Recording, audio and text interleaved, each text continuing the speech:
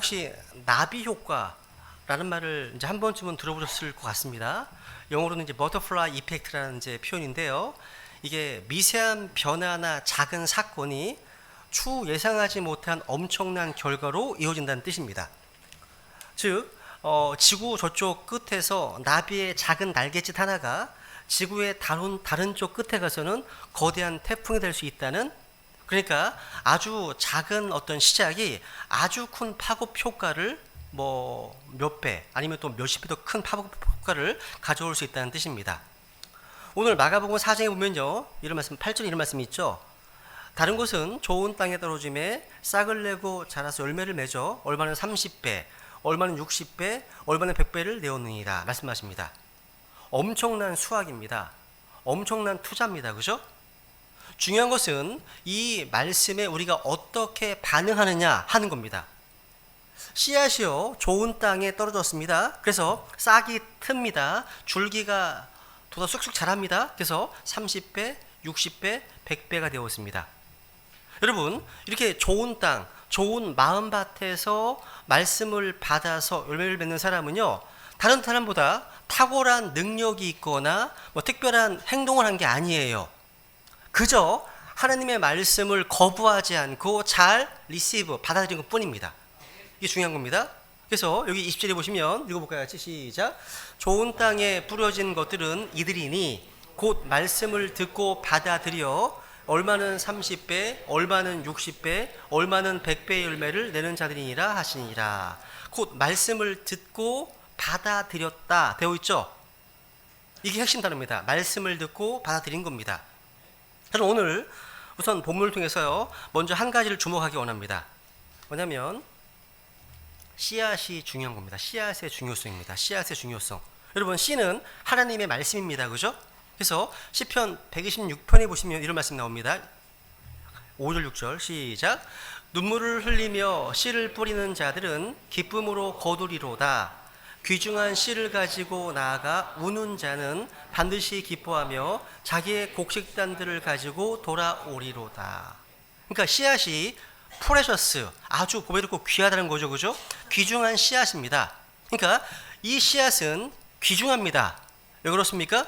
이 씨는요, 우리가 만든 것이 아니라 우리 주님께서 우리에게 주신 겁니다. 그래서 누가복음 8장 보시면 His seed, 그분의 씨라고 되어 있어요. 그분의 씨.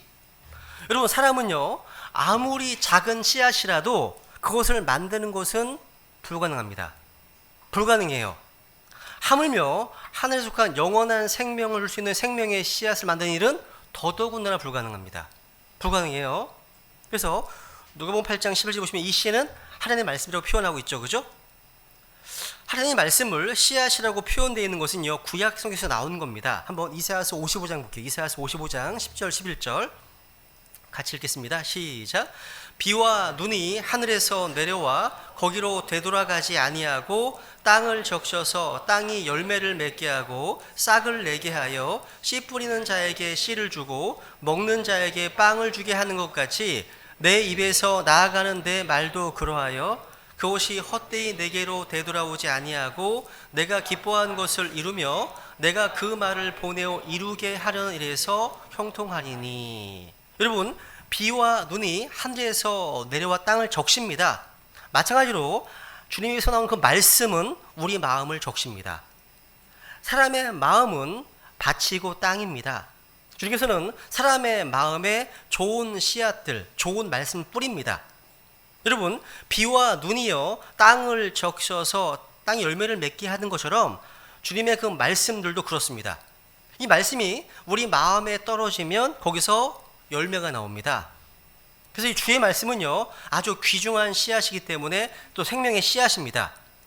그럴 때 우리는 때를 얻든지 얻지 못하든지 간에 이 말씀을 선포해야 하는 겁니다. 전도서 11장도 볼까요? 하나님의 말씀은 씨앗이죠. 씨앗. 그죠? 전도서 11장에 보시면 1절에 보시면 내 빵을 물들 위에 던지라. 여러 날 위에 내가 그것을 찾으리라 말씀하십니다. 이 빵은 말씀이고 물들은 세상, 족속, 계시록에서 말씀하고 있습니다.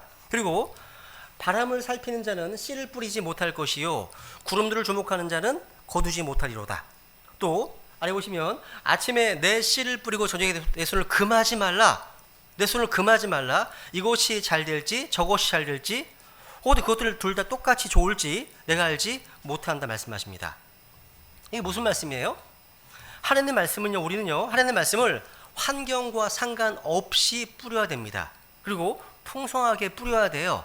그리고 씨를 뿌리는 일을 어떤 그런 손을 금하지 말아야 됩니다. 왜? 결과가 있기 때문에 결과가 있다는 거예요. 신명기 22장 9절에 보면요, 내 포도원에 여러 가지 씨를 뿌리지 말라 말씀하십니다. 경고하십니다. 우리는 그리스도의 복음 외에 다른 씨를 뿌리지 않도록 조심해야 됩니다. 우리는요, 사람의 철학이나 과학이나 인간의 학문을 이 복음과 더불어 섞어서 뿌리지 말고 오직 주님께서 주신 그 순수한 말씀의 씨앗만 뿌리면 되는 겁니다. 베드로전서 1장 23절 같이 읽습니다. 시작. 너희가 다시 태어난 것은 썩을 씨에서 난 것이 아니요 썩지 아니할 씨에서 난 것이니 살아있고 영원히 거하는 하나님의 말씀으로 된 것이니라. 아멘. 우리는 썩지 아니할 씨, 즉 영원히 거하는 살아있는 하나님의 말씀을 뿌려야 됩니다. 교부들의 전통이나 아니면 인간의 철학이나 이런 것이 아닙니다. 말씀을 뿌리는, 말씀을 선포해야 되는 겁니다. 그래서 디모데 4장 2절에 보시면 말씀을 선포하라 하십니다. 때에 맞지 않은지 긴급히 하라 말씀하고 있죠. 우리가 뭘 선포해야 됩니까? 우리가 선포해야 될 그런 프리칭, 어떤 설교의 내용은 하나님의 말씀입니다. 오늘날을 가리켜서 설교의 위기 시대라고 합니다. 그런데 여러분, 교회사를 보시면 영적 대각성의 시기 동안, 영적 부흥이 일어난 시기 동안에 항상 강단이 회복되었습니다. 그리고 이 강단이 항상 중심 위치에 있었음을 보게 됩니다. 그런데 지금 이 시대는 설교가 점점 축소되고 있어요. 좀 짧아지고 있어요. 그리고 다른 것으로 대체되고 있는 배교의 시대입니다. 근데 여러분, 생명의 씨앗으로서 이 말씀 선포를 대체할 수 있는 것은 아무것도 없습니다. 대체해서도 안 되겠죠. 연극이든 뭐 영화다 대체할 수 없죠, 그죠? 음악이든. 여러분, 영적 성장, 영적 출생과 영적 성장은 하나님의 말씀 선포와 밀접한 관계가 있습니다. 이 말씀의 씨앗을 심지 않으면 어떤 수확도 어떤 열매도 기대할 수 없습니다. 그죠? 그래서 이 no seed, no fruit란 말 있잖아요. 씨앗을 뿌리지 않으면 열매가 없다 얘기합니다. 그런데 생각해 보세요, 여러분. 농작물의 상태, 농작물의 어떤 질은요, 씨앗의 상태나 씨앗의 질에 따라 결정됩니다. 씨앗의 질이 있어요. 씨앗의 퀄리티가 중요합니다. 그죠? 그러니까 하나님의 말씀이라는 이 씨앗의 질은 한 사람의 영적 출생, 구원과 영적 성장에 막대한 영향을 미칩니다. 그런데 우리 손에는요 지금 썩지 아니하고 부패하지 않은 킹제임스 성경이라는 아주 질 좋은 씨앗이 있습니다. 이 말씀 때문에 이 지역의 지역교회가 신약교회가 세워진 것이고, 이 말씀 때문에 여기서 우리는 참된 성경적 기독교를 전파하고 있는 거 아닙니까? 그런데 킹제임스 성경 이외에 썩어 있고 또 부패해 있는 다른 성경들, 즉 질이 나쁜 씨앗 때문에 오늘날 좀 이상한 기독교, 또 비정상적인 기독교, 그리고 진리가 아닌 이상한 것들을 전하는 배교와 현대 기독교를 보고 있는 겁니다. 이런 면에서 본다면 우리는 다른 성경들을 사용하는 사람보다 더 좋은 어떤 포지션에 있는 거예요, 우리가요. 그러니까 씨앗의 질, 이런 측면에서 본다면 우리는 부패하지 않은 순수한 말씀이 킹제임스 성경을 이건 아무리 지나치지 않습니다. 왜? 좋은 씨앗이 좋은 수확을 거두게 할 것이기 때문입니다. 또 부패한 성경들, 부패한 씨앗들, 배교한 어떤 성경들이 그 열매가 뭡니까? 바로 지금 라오디케아식, 미지근한 라오디케아식 현대 기독교입니다. 여러분, 근데 우리가 조심할 게 있습니다. 우리 손에요, 완전한 성경이 있다고 하더라도 이 말씀에 순종하지 않으면 이 성경을 사용하고 있다는 것만으로는 영적인 어떤 부흥을 보장해 주지 못합니다. 예레미야 8장에 보시면 이런 말씀 있죠. 예레미야 8장에 보시면 8절 9절에 보세요. 같이 읽습니다. 시작. 어찌 너희가 말하기를 우리는 보라, 그가 분명히 그것을 헛되이 만들었으며 서기관들의 펜이 헛되도다. 지혜로운 자들이 부끄러움을 당하고 놀라며 붙잡혔도다. 보라, 그들이 주의 말을 거절하였으니 그들에게 무슨 지혜가 있느냐. 야, 여러분, 킹제임스 성경을 사용한다고 하더라도 이 말씀을 읽지 않고 이 말씀을 거절하고 이 말씀에 순종하지 않는다면 하나님께서 보존해 주시는 무오한 말씀이 내 손에 들려있다 하더라도 주님의 법인 하나님의 말씀이 우리 때문에 헛되이 될 수 있다는 것을 꼭 기억해야 됩니다. 그렇다면 이제 한번 말씀의 씨앗이 뿌려지려면 네 종류의 밭을 한번 좀 살펴보겠습니다. 네 종류의 밭이 있죠. 우리가 잘 아는 대로 첫 번째 밭은요, 길가라는 밭입니다. 길가라는 밭. 한번 본문 4절 같이 읽어볼까요? 4절 시작. 뿌릴 때에 더러는 길가에 떨어짐에 공중의 날짐승들이 들어와서 그것을 먹어버렸고. 여러분, 씨가 길가에 떨어졌는데 새들이 와서 먹어버렸다는 이야기입니다. 한번 이 길가의 이미지를 한번 생각해 보세요. 길가는 사람들이 항상 늘상 지나다니는 장소예요. 사람들이 다니고 또 다니고 많은 사람들이 지나다니기 때문에 땅이 굳어져 있습니다. 단단합니다. 그러니까 씨앗을 받아들일 준비를 갖추고 있지 못하다는 거죠. 그죠? 길가. 여러분, 이게 마음속에요. 마음속에 너무 많은 사람들의 어떤 그런 개똥 철학이나 자기 생각이나 자기 고집들이 지배하고 있기 때문에 하나님의 말씀을 받아들일 준비가 되어 있지 못한 어떤 사람들의 이미지를 생각하지 않을 수가 없습니다. 우리가 거리로 나가서 죄에 대한 하나님의 진노와 심판을 증거해도 또 십자가에 피 흘려 죽으시고 부활하신 예수님을 증언한다 하더라도 대부분의 사람들은요, 길가와 같은 단단한 마음 상태이기 때문에 이 말씀에 아주 무관심한 태도로, 아주 부주의한 태도로 들을 수 있다는 거죠. 여러분, 지식이 너무 많거나 인생의 산전수전을 다 두루두루 겪어서 모든 것을 경험으로 다 안다고 생각하는 사람들이 이 부류에 속해요. 마치 이런 거죠. 질긴 닭처럼, 패기닭처럼. 이들의 마음은 완고하고 강팍합니다. 하나님 말씀을 대할 때요, 이걸 좀 귀하게 여기고 배우려는 마음, 또 순종하려는 마음보다 나도 다 아는데? 나도 다 안다는 식으로 판단하고 무시해버리는 태도가 더 강하다는 거죠. 이런 마음밭이라면 하나님의 말씀의 씨앗이 뿌리낼 수 없다는 거죠. 없습니다.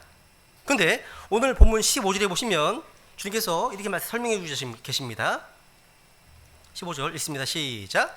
길가에 있는 것들은 이들이니 곧 말씀이 뿌려질 때에 듣지만 즉시 다가오는 사탄에게 마음속에 뿌려진 말씀을 빼앗겨 버리는 자들이니라. 여기서 이 날짐승들을 사탄이라고 말씀하십니다. 여러분, 왜 사탄이 와서 우리 마음속에 떨어진 이 말씀의 씨를 빼앗아 갈까요? 그 이유는요, 동일한 사건을 기록하고 누가복음 8장에 잘 나와 있습니다. 읽고 같이 시작. 길가에 있는 것들은 말씀을 듣지만 그때 마귀가 와서 그들의 마음에서 말씀을 빼앗아 가므로, 그 다음 이유가 뭡니까? 믿지 못하고 구원받지 못하는 자들이니라 말씀합니다. 아, 그렇구나. 여러분, 이 세상에서 마귀, 사탄이 하는 주된 비즈니스가 이거예요. 그러니까 사탄의 주된 사역은 하나님의 말씀이 타겟입니다. 이 타겟이에요. 사탄은요, 사람들이 성경 말씀들을 듣지 못하게 하려고 어떤 짓은 다 할 것입니다. 여기서 왜 많은 나라에서 성경이 금지되어 있는지를 설명해 줍니다. 마귀는 여러분, 지금 이곳에 도사리고 있음을 기억하세요. 여기에요. 특히 하나님의 말씀이 선포되고 복음의 말씀이 선포되는 곳에서는요, 마귀는 보다 더 적극적으로 활동하고 있습니다.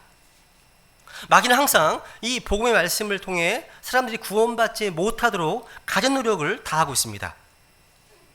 그렇기 때문에 마귀는요, 항상 성도들에게 하나님의 말씀이 선포되고 있는 신약 교회에 가지 못할 어떤 건수들을 제시하고 한다는 거죠. 그래서 데살로니가서 2장에 보시면 이런 말씀이 있습니다. 읽어볼까 한번 시작. 그러나 형제들아, 우리가 얼굴로는 잠시 너희를 떠났으나 마음으로는 떠나지 아니하였으므로 너희 얼굴 보기를 크게 원하며 더욱 넘치도록 힘썼노라. 그러므로 우리가 너희에게 가고자 하였고 특히 나 바울은 한 번 그리고 또다시 가고자 하였으나 사탄이 우리를 막았도다. 성도가 만나지 못하도록 누가 막았다는 겁니까? 사탄이요. 우리가 마땅히 경계해야 될 원수가 바로 마귀입니다. 사탄입니다. 이 마귀에 속아서는 안 된다는 거죠. 그러니까 마귀의 타겟은 항상 하나님의 말씀입니다. 여러분, 말씀이 왔어요. 나한테 왔어요. 말씀이 왔지만 내 생각과 나의 고집이 너무 강해서 이 말씀을 겸손하게 받아들이지 않고 그대로 방치해두면 금방 마귀가 와서 채워가 버리는 거예요. 금방.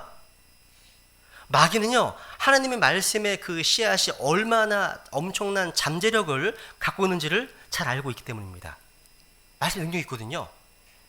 이 말씀이 사람의 마음속에 뿌리 내리고 열매를 맺으면 그 사람은 구원을 받게 되고 또 자기가 받은 복음을 전하기 시작하고 마음속에 절망과 음란함과 죽음과 폭력이 사라지고 하늘의 평화와 기쁨이 가득 찬다는 것을 알고 있기 때문입니다. 또 하나님의 왕국이 이 말씀을 통해서 무섭게 확장된다는 사실을 또 알고 있습니다. 그래서 마귀는 총력을 기울여서 우리의 영혼 속에 떨어지는 이 하나님의 말씀을 빨리 쪼아 먹으려고 하는 것입니다. 이게 무슨 얘기일까요? 한 가지예요. 이것은 우리가 하나님의 말씀을 받아서 우리 영혼에 뿌리 내리게 하는 것이 시간상 급하다는 겁니다. 따라해보세요. 시간상 급하다. 그러니까 차일피일 미룰 일이 아니라는 거죠. 여러분, 오늘 이 시간 말씀을 들었으면 오늘 바로 이 시간 결단하고 받아야 한다는 거예요. 말씀을 듣거나 읽는 그 순간 여러분 진실한 마음으로 아멘으로 선포하고 받아들여서 여러분 영혼 깊숙이 넣어야 함을 교훈해 주는 겁니다. 두 번째 밭 볼까요? 두 번째 돌밭입니다. 돌밭입니다. 돌밭. 피상적인 마음입니다. 한번 볼게요. 말씀 5절 6절 시작. 너는 흙이 많지 않은 돌밭에 떨어짐에 흙이 깊지 아니하므로 즉시 싹을 내나 해가 돋은 뒤에 타서 뿌리가 없으므로 시들어 버렸고. 주님의 설명을 들어볼까요? 16절 시작.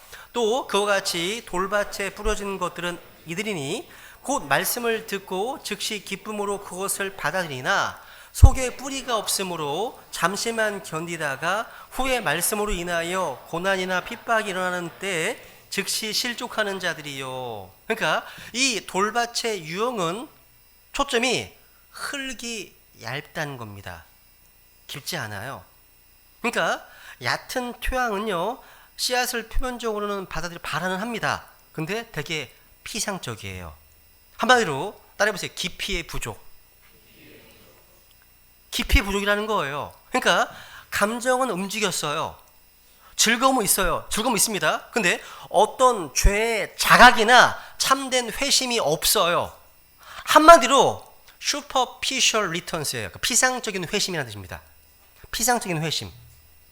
호세아서 10장이나 예레미야 4장에 보시면 하나님께서 묵은 땅을 기경하고 갈아엎고 거기에 씨를 심으라고 말씀하셨습니다. 죄에 대한 하나님의 심판과 진노를 증거해서 죄에 대한 깊은 자각이 있고 자신이 영혼이 멸망받아 마땅한 부패한 죄이라는 사실을, 그리고 또 내 죄가 예수 그리스도를 십자가에 죽게 했다는 그 사실 때문에 마음이 부서지면 부서질수록 좋은 땅이 되는 거예요.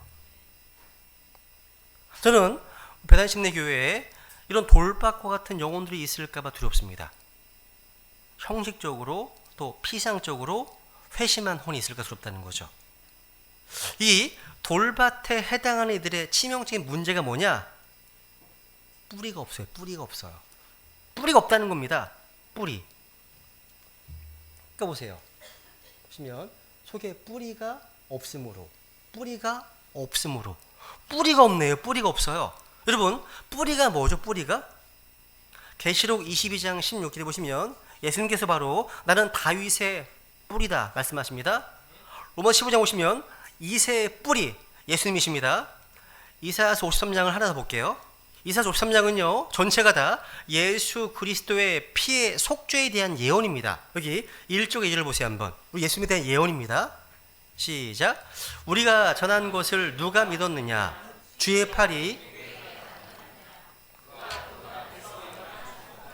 마른 땅에서 나온 뿌리같이 자랄 터이니 그에게는 모양도 없고 우아함도 없으며 우리가 그를 볼 때 그를 흠모할 만한 아름다움이 없도다. 예수님께서 이 땅에 오시기 700년 전에 예언된 말씀이죠. 그죠? 근데 주님께서는 마른 땅에서 나온 뿌리같이, 그러니까 뿌리는, 씨 뿌리는 비유에서 바로 예수 그리스도십니다. 그러니까 이 사람들, 그러니까 피상적인 이 사람들은요 입으로는 고백합니다. 할렐루야, 뭐 하나님께 영광 등 막 고백합니다. 근데 실질적으로 예수 그리스도를 자기의 개인의 구원자로 받아들이지 않은 사람입니다. 뿌리가 없어요. 어쩌면 예수 그리스도의 피의 속죄, 죄사함의 교리는 머리로 알고 있을지 모릅니다. 근데 머리에만 있고 마음으로 내려오지 않은 케이스죠. 이런 케이스입니다. 그 결과 말씀 때문에 뭔가 시험이나 고난이나 박해가 오면 넘어집니다. 넘어진다는 거죠. 여러분은 구원받을 때, 즉 예수 그리스도를 믿겠다고 결단하셨을 때 이것이 진리이기 때문에 선택하셨습니까? 아니면 예수님 믿으면 축복받는다, 예수 믿으면 자식이 잘 된다, 예수 믿으면 사업이 잘 된다, 병도 안 걸린다, 돈도 잘 번다, 이런 생각이 있어서 선택하셨습니까? 그러다가 믿어보니까 장사도 잘 안 되고 자식도 잘 안 되는 걸 볼 때 쉽게 등을 돌려버리는 오늘날의 교인들, 이 뿌리 없는 피상적인 교인들을 얼마든지 볼 수 있다는 사실이에요. 이것이 바로 돌밭의 비극입니다. 비극이죠. 그러니까 이 돌밭 사람들을요 정리하면 한마디로 아주 이모셔널한 감정적인 사람들이에요. 또 한마디로 충동적인 사람들이에요. 하나님 말씀을 들을 때 반응이 아주 즉각적일 수 있습니다. 그러니까 말씀을 처음에는요 아주 기쁘게 받아들입니다. 말씀을 듣고서 눈에 눈물이 글썽하고 할렐루야, 뭐 아멘 연말할 수 있습니다. 설교가 끝난 후에는요 은혜 받았습니다 라고 뭐 흥분합니다. 아니면 교회에서 헌신할 때는 일어나십시오 이렇게 초청할 때 자리에서 일어납니다. 근데 이렇게 너무나 감정적인 사람들이었던 신앙의 진가를 검증하는 때가 오는데 그것은 뜨거운 태양이 쬐기 시작할 때예요. 즉 고난이나 핍박과 같은 시련이 닥칠 때입니다. 그럼 이들은 잠깐 견디다가 곧 넘어집니다. 왜 넘어집니까? 뭐가 없기 때문에? 뿌리가 없기 때문입니다. 뿌리가. 그러니까 시련에도 흔들리지 않는 제대로 된 신앙을 가지려면 이 말씀 속에 깊이 뿌리 내려야 하는 겁니다. 이렇게 뿌리가 다져진 신앙만이 어떤 시련이나 유혹 앞에서도 무너지지 않습니다. 즉 감정의 기복에 흔들리지 않는 믿음이죠. 그죠? 또 시련 속에서도 더 단단해지는 강한 믿음이 우리에게 있어야 한다는 뜻입니다. 그걸 교훈해 주는 거예요, 우리한테요. 세 번째 밭이 나오죠. 바로 가시나무들 사이에 떨어진 가시밭입니다. 가시밭이에요. 마가복음 4장 7절에 볼게요. 가시밭이 이런 거예요. 나무 이런 곳이 있는 거예요. 그죠? 4장 7절 읽습니다. 시작. 더러는 가시나무들 사이에 떨어짐에 가시나무들이 자라서 그곳을 숨 막히게 하므로 그곳이 열매를 내지 못하였고. 그러니까 여러분 여기는 땅이 좋아요. 무슨 얘기냐면 씨앗이 가시나무들 사이에 떨어진 경우에는 흙도 좋고 돌도 없어서 씨앗이 뿌리를 내리면서 잘 성장합니다. 땅 자체에는 문제가 없어요. 근데 그 주위에 억센 가시나무, 가시떨기들이 땅 위를 점령한 게 문제예요. 그러니까 씨앗이요 줄기를 뻗치고 위로 올라가려고 하는데 가시나무들 사이에 떨어졌기 때문에 결국 질식돼 버리고 숨이 막혀서 죽고 만다는 겁니다. 요 세 번째, 이 부류에 속한 사람들은 그래도 앞에 있는 두 종류의 사람들에 비해서 열매를 줄 수 있는 가능성이 많은 사람들입니다. 근데 맺지를 못하네요. 안타깝죠? 가시나무가 뭐예요? 19절을 보시면 주님의 설명을 들어보세요. 한번 19절 읽습니다. 시작. 가시나무들 사이에 이들이니 곧 말씀을 듣되 이 세상의 염려와 재물의 속임수와 다른 것들에 대한 정욕이 들어와 말씀을 숨막히게 하여 열매 맺지 못하게 되는 자들이니라. 여기 누가복음 8장에 보시면요, 여기 이 세상의 염려가 있고 재물의 속임수가 있고 정욕이 있죠. 이것을 누가복음 8장에서는요, 이 세상 삶의 염려와 재물과 그다음 뭐예요? 쾌락으로 숨이 막혀. 쾌락으로. 그러니까 이 세 번째 어떤 그런 종류의 청중들이 열매 맺지 못하는 이유는 뭡니까? 내부적인 이유가 아니에요. 외부적인 세상 유혹입니다. 외적인 겁니다.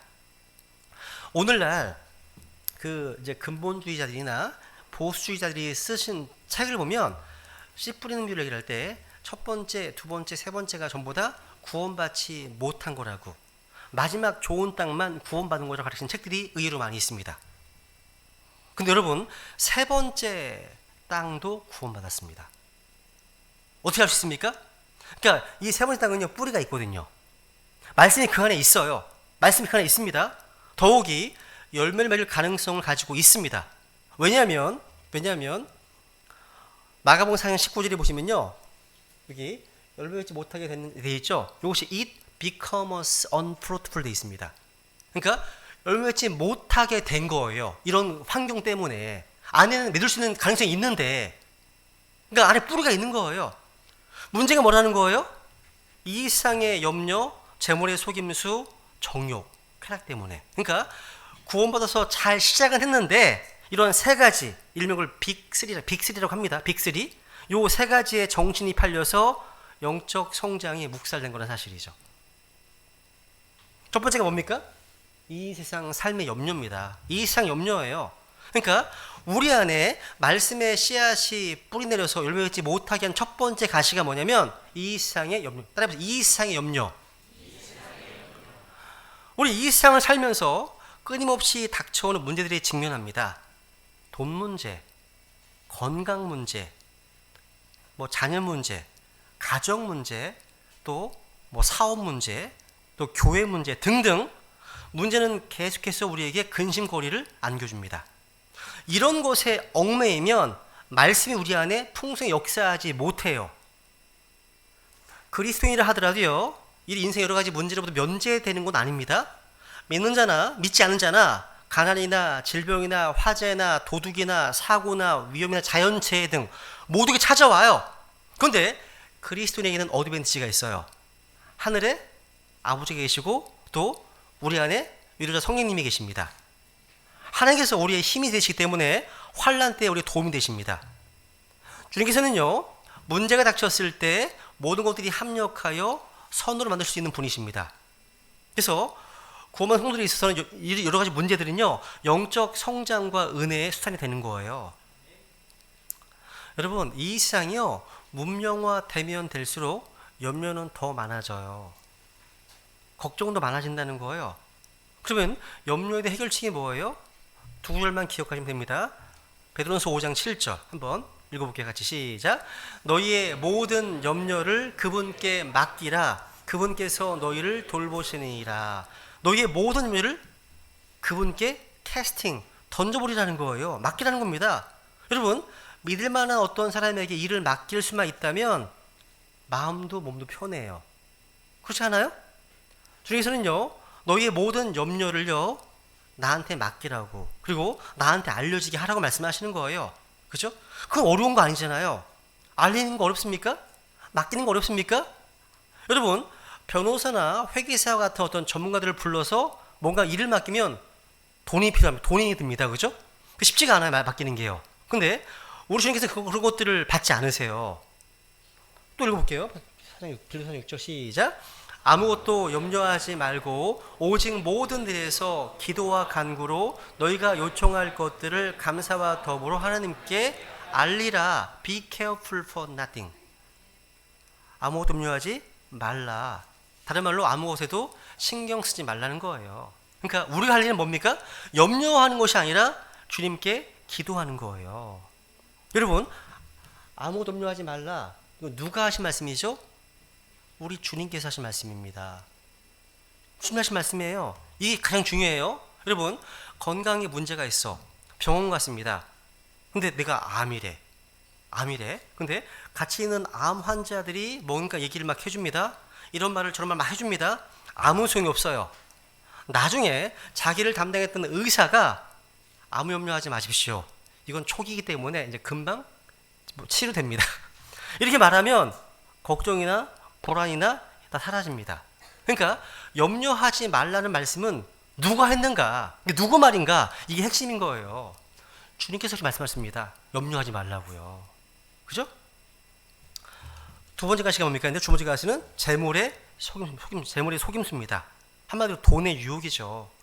우리가 이제 주 예수님을 믿은 후에 신앙생활을 잘 하려고 하는데 이런 재물의 속임수가 자기의 신앙 위에 가시나무들처럼 덮여 있어요.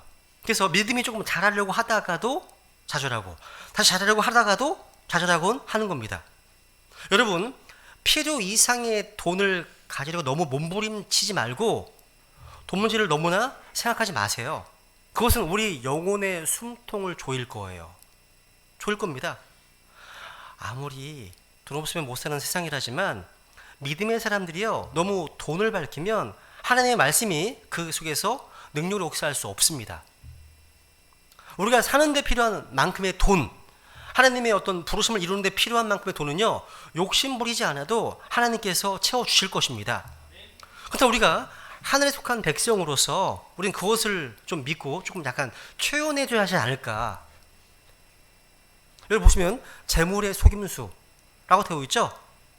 재물이 어떻게 우리를 속일까요? 속입니다. 돈만 있으면 뭔가 다 될 것 같아. 돈만 있으면 편리할 것 같아. 다 잘 될 것 같아. 아닙니다. 돈이 많아질수록 더 근심과 걱정, 문제가 꼬입니다. 그것만 아닙니다. 돈이 많아지면 하나님 대신에 그 재물을 신뢰하게 돼요. 한번 디모데전서 6장 7절에 보시면요, 이런 말씀하십니다.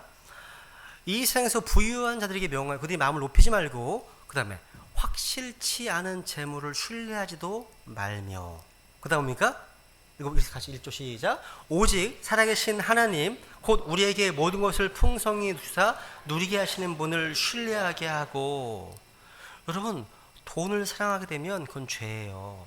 부유하게 되고자 하면 그게 죄예요.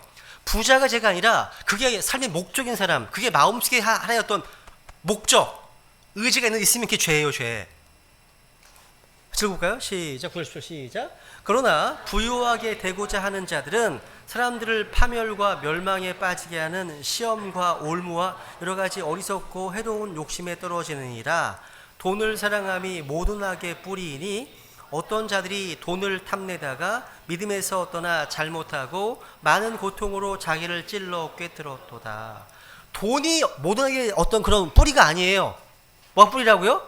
돈을 사랑하는 거, 돈을 신뢰하는 거, 부자가 되려고 하는 거, 이게요. 여러분, 이 재물은요, 재물은 심판날에 무익합니다. 재물은 성경 말씀하시기를요, 스스로 날개를 내어서 날아간답니다. 이게 뭐 어디로 갈지 모르는 거예요, 이게요. 모르는 겁니다. 그리고 재물은요, 진노의 날에 아무런 유익이 없습니다.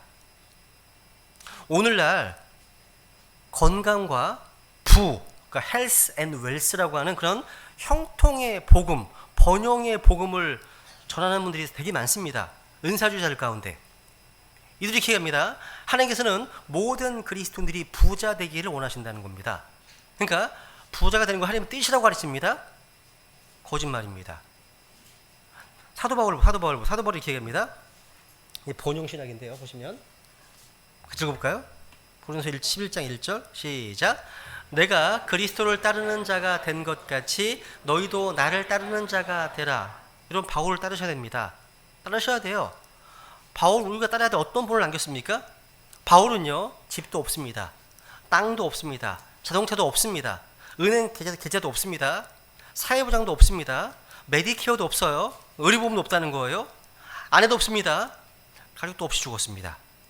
나중에는 아무런 표시도 없는 그런 무덤 매장되었습니다. 그런데 바울은요, 이제껏 살았던 가장 위대한 크리스찬입니다. 바울이 얘기하잖아요. 읽어볼게요. 같이 시작. 내가 비천하게 되는 것도 알고 풍부하게 되는 것도 알아. 어디에서나 모든 일에서 배부른 것과 배고픈 것, 풍부한 것과 궁핍당한 것을 다 배웠노라. 여러분, 부자가 되는 것은 죄가 아니죠. 하나님께서 물질적으로 복을 주셔서 부자가 된 크리스천들도 많이 있습니다. 또 주님을 사랑하고 하나님의 어떤 사역에 자신의 부를 사용했던 좋은 크리스천들도 많이 있었습니다. 그러나 부자가 되려고 하거나 돈을 사랑하는 것은 죄입니다. 세 번째, 이 세 번째 가시가 뭡니까? 세 번째, 말씀 우리 안에서 역사를 막는 것은 바로 정욕입니다. 정욕입니다. 러스트. 이것은요, 이 세상에서 누릴 수 있는 온갖 종류의 욕심과 즐거움이에요. 이런 거예요, 마치 여러분. 이런 사람들에게는요, 어떤 사람이냐면 영적인 것도 좋아요. 말씀을 듣고 은혜 받는 것도 좋아요. 그런데 세상에 재미있는 것이 너무 많아요. 가고 싶은 여행지도 많고, 만나고 싶은 친구도 많고, 맛보고 싶은 음식도 많고, 또 보고 싶은 TV 프로그램의 영화도 많고, 또 봐야 될 유튜브 영상들도 많고, 이것저것 다 하다 보니까 영적인 것들에 집중을 못해요. 그러다 보니까 주일날 피곤하고 지친 몸으로 교회에 와서 그냥 건성 말씀을 듣고 건성 성경을 뒤척입니다. 여러분, 세상 공부도요, 그런 식으로 하면 낙제입니다. 낙제할 겁니다. 하물며 우리의 영혼의 운명이 걸린 하나님의 말씀을 그렇게 대해서야 성장할 수 있겠습니까? 누가는 이것을요, 이 세상의 쾌락이라고 이렇게 부르고 있습니다. 쾌락. 이 세상 삶의 쾌락이라고요. 정욕은요, 뭔가를 간절히 원하는 겁니다. 바울은 마지막 날에요, 사람들이요, 하나님을 사랑하기보다는 쾌락들을 더 사랑하는 자리 될 거라고 증언하고 있습니다. 그죠? 그러니까 다른 것들에 대한 정욕은요, 이 세상의 어떤 쾌락을 사랑하는 거예요. 이게 뭐 스포츠에 대한 사랑, 또 어떤 명예에 대한 사랑, 어떤 권력에 대한 사랑, 어떤 성에 대한 사랑, 뭐 어떤 소유에 대한 어떤 그런 사랑, 집착, 등 다. 그러니까 철학에서는요, 히도니즘, 향락주의, 그리고 이따 오후에 성경교실 할 때 나오는 아테네에서 있었던 철학 중에 하나가 에피큐리오니즘 나와요. 중요한 거예요. 쾌락주의거든요. 이런 것은요, 육신을 만족시키기 위해서 다 버리는 겁니다. 이런 것들이 말씀을 질시켜 버릴 수 있다는 겁니다. 그렇기 때문에 여러분의 삶을 좀 심플하게 정리하세요. 심플하게요. 영적인 삶, 경고는 집중력입니다. 여러분이 하고 싶은 거 다 하고, 즐길 거 다 즐기고 나서 곁다리로 은혜도 받겠다라고 하면 안 됩니다. 말씀 속으로 깊이 들어가서 은혜의 강물에 깊이 잠겨보면 그것이 세상 어떤 오락활동보다 더 큰 기쁨을 주는 것을 체험하게 될 것입니다. 그러니까 다른 즐거운 것들을 포기하고 교회에 오는 게 아니에요. 교회에 와서 예배를 드리고 하나님 말씀 듣는 것이 가장 즐겁기 때문에 오게 되는 겁니다. 우리 아이들이 하는 것처럼 예배를 견디는 게 아니라 예배를 즐기고 사랑하게 되는 겁니다. 우리 아이들이 그렇게 됐으면 좋겠어요. 우리 아이들이 다. 그죠? 그렇게 되면 우리 속에 떨어진 이 말씀의 씨가 쑥쑥 자라서 30배, 60배, 100배 열매를 맺게 되는 겁니다. 지금까지 여러분, 말씀의 씨앗을 뿌렸지만 열매를 맺지 못하는 이유들이 있었습니다. 그죠? 첫 번째는 뭐였습니까? 첫 번째, 길과 같은 인간의 굳어진 마음과 사탄의 반대입니다. 두 번째는 뭡니까? 육신의 피상성. 그죠? 세 번째는 뭐예요? 세 번째, 세상의 쾌락, 매력과 오락들입니다. 이런 것들이 열매 맺지 못하게 만드는 그런 것들입니다. 이게 뭐다? 그리스도인의 3대 원수네요. 사탄과 세상과 마귀네요. 아니죠. 사탄과 육신과 마귀죠. 그죠? 아니죠? 뭐가 빠졌죠? 세상과 사탄과 마귀입니다. 그렇죠? 헷갈리는데요, 지금? 그죠? 세상, 육신, 마귀잖아요. 그죠? 다 나온 여기 다 나온 거예요. 그죠? 여기서 또 한 가지.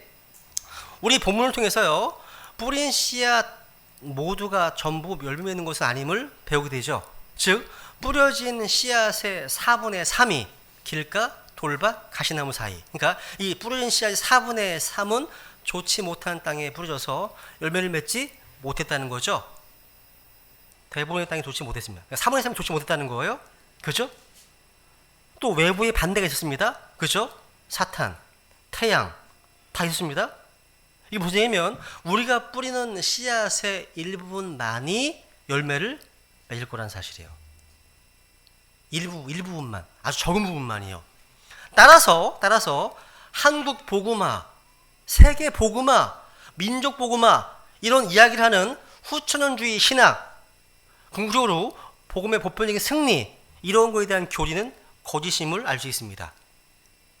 안 돼요. 그러니까 모든 세상이요 하나님의 말씀을 받아들여서 전 세계가 복음으로 정복될 것이라고 하는 후천주의의 어떤 헛된 꿈을 잘 드러내주고 있는 겁니다. 그러니까 복음에 의해서 전 세계가 정복될 것이다? 이런 것이 있다 없다? 없다는 거예요. 그렇게 안 돼요. 4분의 3이 안 되거든요. 그죠? 또 여기서 우리를 격려해줘요. 우리가 나가서 성경대로 복음을 전파하고 거리에서 설교하고 전도지를 배포하고 또 개인 많은 일을 할 때 그에 따른 결과가 부실해 보일 때가 많지 않습니까? 그죠? 이 말씀은요 복음 선포자들이요 말씀을 듣는 청중들에게 너무나 많은 기대를 걸지 말라는 경고의 말씀이기도 합니다. 이 말씀 우리에게 위로가 돼요. 위로가 됩니다.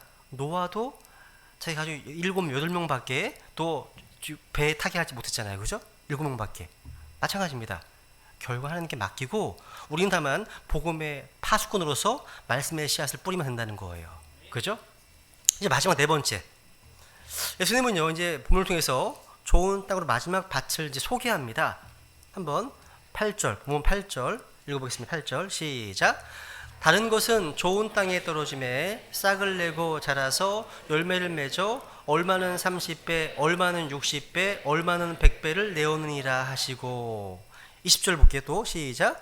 좋은 땅에 뿌려진 것들은 이들이니 곧 말씀을 듣고 받아들여 얼마는 30배, 얼마는 60배, 얼마는 100배 열매를 내는 자들이니라 하시니라. 야, 좋은 땅은 열매 있는 마음입니다. 이 좋은 땅에 대해서 누가복음 8장에서는 그것을 뭐라고 말씀하시면 정직하고 선한 마음이라고 묘사합니다. 정직하고 선한 마음을 묘사합니다. 성경은 인간의 마음에 대해서 이렇게 묘사하잖아요. 실장에 보시면 마음은 모든 것보다 거짓도 사악하다 말씀하십니다. 그렇기 때문에 정직한 마음, 이 선한 마음은요 성령님께서 주신 마음입니다. 그죠? 그러니까 우리 인간 안에는요 어떤 본래 사람이 없거든요. 없기 때문에 그렇습니다. 여러분 어떤 땅도요 아무리 비옥하다 하더라도요 그 땅을 갈고 단단한 돌을 제거하기 전까지는 열매 맺기에 좋은 땅이 될 수 없습니다. 그런데 열매 맺는 이 좋은 땅에 속한 사람들은요 하나님의 말씀에 올바르게 반응했다는 거예요. 그죠? 이들은요 말씀을 들었습니다. 또 말씀을 받아들였습니다. 그리고 마태복음 13장에 보시면 23절에 보시면 그 말씀을 깨닫게 됩니다. 깨닫게 됩니다. 사도 바울은 한번 데살로니가서에서 이렇게 말씀하셨죠. 그죠? 한번 읽어볼까요? 13절 시작. 이런 까닭에 우리가 또한 하나님께 끊임없이 감사를 드림은 너희가 우리에게서 들은 하나님의 말씀을 받을 때 그것을 사람들의 말로 받지 아니하고 하나님의 말씀으로 받았기 때문이니 진실로 그러하도다. 그 말씀이 또한 믿는 너희 안에서 효력 있게 일하느니라. 아멘. 그러니까 정직하고 선한 마음은 하나님의 말씀을 하나님의 말씀으로 믿고 받아들입니다. 그리고 그 말씀들을 지킵니다. 지켜요. 그래서 계시록 3장 8절에 보시면요. 내 말을 지킨다. 사수한다. 뭐 이런 얘기고 지킨다. 이런 말입니다. 그러니까 좋은 땅에 속한 사람들은 뭐냐면 이 말씀들을 바꾸지 않습니다. 제가 한번 쏘았습니다. 같이 읽어볼까요? 시작. 정직하고 선한 마음은 하나님의 말씀을 하나님의 말씀들로 믿고 받아들입니다. 그리고 말씀들을 지킵니다. 그들은 그 말씀들을 바꾸지 않습니다. 그 말씀들을 바로잡지 않습니다. 그 말씀들을 비웃지 않습니다. 그 말씀들을 개정하지 않습니다. 그 말씀들을 다시 번역하지 않습니다. 그 말씀들에 의심을 던지지 않습니다. 이 말씀도 업데이트하지 않습니다. 그죠? 그런 밭이 좋은 땅이에요. 좋은 땅입니다. 그러니까 정직하고 선한 마음으로 말씀을 듣고 이 말씀을 간직해서 인내로 결실을 맺는 사람들의 마음이 바로 좋은 땅이라는 거죠. 그죠? 여러분, 또 한 번 볼게요. 여러분, 이 말씀의 씨앗이 뿌려져 가지고 열매를 맺으려면요, 희생과 헌신이 필요해요. 한번 요한복음 12장 볼까요? 요한복음 12장. 요한복음 24절 볼게요. 읽습니다. 시작. 진실로 진실로 내가 너희에게 이르노니 한 알에 밀이 땅에 떨어져 죽지 아니하면 홀로 남거니와 죽으면 많은 열매를 맺느니라. 자, 뭐하면? 죽으면 세상 은행은 이자가 정말 적습니다. 그죠? 적죠? 근데 주님을 위해서 우리가 희생하고 헌신하면 주께서 하늘에서 보증하시는 이자는 엄청납니다. 30배, 60배, 100배. 여러분, 말씀 육신대 우리 가운데 오신 예수님께서도요, 십자가에 피 흘려 죽으셨습니다. 그래서 그 보혈의 능력으로 온 인류가 구원받는 길이 열렸습니다. 그 주님을 본받아서 이 복음을 위해서 자신의 인생을 한 알에 썩는 미랄로 드린 사람들로 인해서 복음은 전 세계로 번져갈 수 있었습니다. 우리에게까지 온 거예요. 여러분, 제가 챔내교 선교사 가운데 미얀마 최초의 선교사 아도니람 저드슨 혹시 기억하십니까? 이분은 19세기 초 미얀마에서 피땀 흘려 복음을 전했습니다. 정부의 박해 때문에요, 투옥 생활도 했고 또 열대병과 사투도 벌였고요, 또 아내와 자식이 죽었습니다. 그리고 깊은 좌절을 경험했어요. 그런데 선교 사역 6년 만에 첫 번째 회심자를 얻었습니다. 한 사람이 구원받은 거예요. 그리고 그 다음에 10명이 또 구원받았습니다. 그래서 겨우 교회 하나를 세울 수 있을 뿐입니다. 그런데 37년을 선교 헌신한 끝에 이제 이 아도니저스의 말년에는요 7,000명이 넘는 성도가 함께 주님을 예배했다고 해요. 7,000명이요. 근데 이 아도니저스 더드슨이요 세상을 떠난 지 10년 후에는요 미얀마에 무려 21만 명의 그리스도인이 세워졌습니다. 어마어마하죠, 그죠? 이 하나님 주신 풍성한 열매입니다. 그러니까 기도의 사람 저드슨이요 감옥에 갇히고 또 매를 맞으면서도요 신시작이라는 복음의 씨앗이 한 나라를 변화시키는 거대한 어떤 운동으로 하나님께서 이렇게 주신 겁니다. 여러분, 이 세상에서요 빈손으로 시작해서 평생 1,000억을 모았다면 정말 대단한 성취일 겁니다. 그죠? 근데 누군가 빈손에 시작해서 100조를 벌었다면 100조, 그러면 제가 보기엔 세상에 가장 큰 부자가 됩니다. 그리고 그의 큰 성취 때문에 역사에 기억될 거예요. 그런데 하나님 보시기에 그가 말씀의 씨앗을 뿌려서 오직 한 혼을 그리스도께로 인도했다면 그 사람이 훨씬 더 많은 것을 성취한 겁니다. 왜냐하면 한 혼이요 온 세상의 모든 것보다 더 귀하기 때문이에요. 영원한 것이잖아요. 이것보다 더 위대한 투자는 없는 거예요. 그죠? 마지막 한 구절 읽고 마칩니다. 마가복음 8장 30절 31절 다시 읽겠습니다. 시작. 사람이 만일 온 세상을 얻고도 자기 혼을 잃으면 그에게 무슨 유익이 있겠느냐? 사람이 무엇을 주어 자기 혼을 대신하게 하겠느냐? 그러니까 온 세상과 하나의 혼이 있으면 하나님은 이쪽이 더 귀하다 하시는 거예요.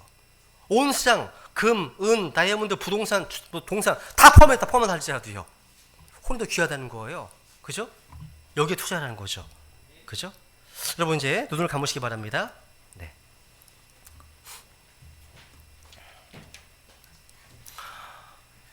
오늘 우리는 하나님의 말씀을 듣는 다양한 부류의 사람들을 대표하는 4가지 부류의 밭을 살펴봤습니다. 혹시 이곳에 아직 구원받지 못한 분이 계십니까? 하나님 앞에서 자신의 죄에 대해서 깊이 자각하고 자기 스스로 구원받을 수 없음을 정직하게 하나님께 고백하고 죄인인 저에게 긍휼을 베풀어달라고 기도하신 적이 있으십니까? 내 죄가 바로 육체로 나타나신 하나님, 곧 예수 그리스도를 십자가에 죽게 만들었다는 사실, 그 사실 때문에 마음이 부서져 본 적이 있으십니까? 주님 말씀하셨습니다. 보라, 지금이 구원의 날이라고. 지금 받아주신다고 말씀하셨습니다. 구원받기를 원하신다면 하나님 도와주실 겁니다. 누구든지 원하는 자는 생명수를 값없이 마시라고 말씀하셨습니다.